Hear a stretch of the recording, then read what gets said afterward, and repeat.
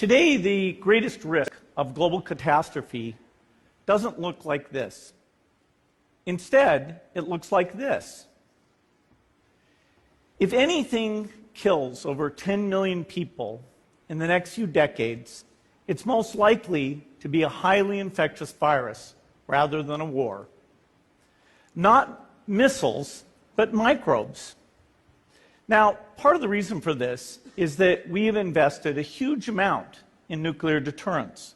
But we've actually invested very little in a system to stop an epidemic. We're not ready for the next epidemic. You can have a virus where people feel well enough while they're infectious that they get on a plane or they go to a market. The source of the virus could be a natural epidemic like Ebola, or it could be bioterrorism.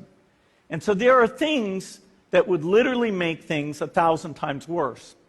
In fact, let's look at a model of a virus spread through the air like the Spanish flu back in 1918.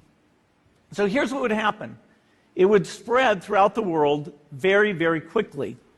And you can see there's over 30 million people die from that epidemic. So this is a serious problem. We should be concerned. But in fact, we can build a really good response system. We have the benefits of all the science and technology that we talk about here. We've got cell phones to get information from the public and get information out to them. We have satellite maps where we can see where people are and where they're moving. We have advances in biology that should dramatically change the turnaround time to look at a pathogen and be able to make drugs and vaccines that fit for that pathogen. So we can have tools, but those tools need to be put into an overall global health system, and we need preparedness.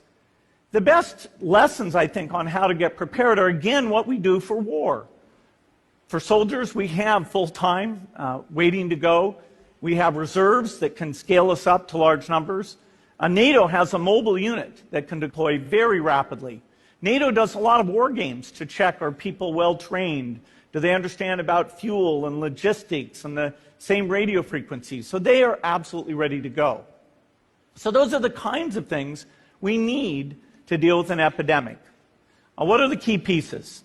First is we need strong health systems in poor countries. That's where mothers can give birth safely, kids can get all their vaccines, but also where we'll see the outbreak very early on. We need a medical reserve corps, lots of people who have got the training and background who are ready to go with the expertise. And then we need to pair those medical people with the military, taking advantage of the military's ability to move fast, do logistics, and secure areas. We need to do simulations, germ games, not war games, so that we see where the holes are. The last time a germ game was done in the United States was back in 2001, and it didn't go so well. So far, the score is germs 1, people 0. Finally, we need lots of advanced R&D in areas of vaccines and diagnostics. There are some big breakthroughs, like adeno-associated virus, that could work very, very quickly. Now, I don't have an exact budget for what this would cost, but I'm quite sure it's very modest compared to the potential harm. The World Bank estimates that if we have a worldwide flu epidemic, global wealth will go down by over $3 trillion, and we'd have millions and millions of deaths. These investments offer significant benefits beyond just being ready for the epidemic. The primary health care, the R&D, those things would reduce global health equity and make the world more just as well as more safe.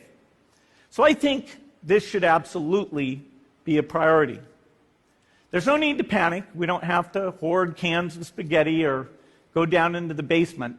But we need to get going because time is not on our side.